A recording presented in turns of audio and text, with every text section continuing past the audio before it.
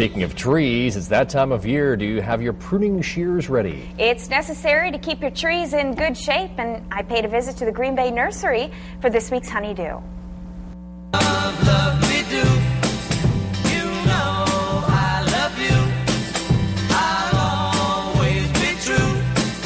This is a flowering crab tree. It's something many of us have in our yards, and it's one thing you can start to think about pruning. This is Chris Seeger with the Green Bay Nursery. Good morning. Good morning. So why is now the time to start pruning? Usually the best time for pruning is near the end of the dormant season, which around here is March.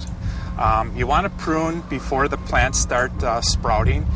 Basically so that any new growth that occurs on the tree isn't wasted. You're basically pruning before that occurs so that any new growth that does happen is growth that you want to keep on the tree. Why don't you show us what you might prune on this tree?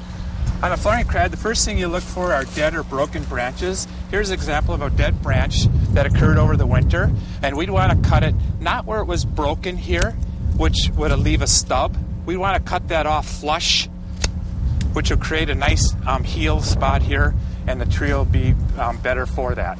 Another type of branch would be a branch that's conflicting with another branch. Here's an example of a branch growing up here amongst this major branch. So we'd follow that back to where it branched off here, and we'd take that branch off just like that. And you might want to use different tools, obviously, for the different... If the branches get bigger, you could use it says little hand loppers, which allows you to use your arms instead of just your wrist to prune. One other tool that you could use is a little folding saw.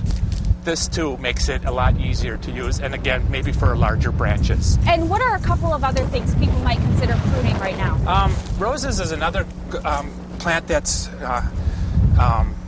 questioned a lot for pruning.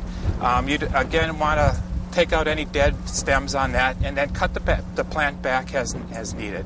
And any other bushes you might have in your yard as well? Spireas is another good one. We usually recommend cutting those back 50%. You can use like a head shears for that. Well, thank you so much for this week's honeydew tip. Thank you.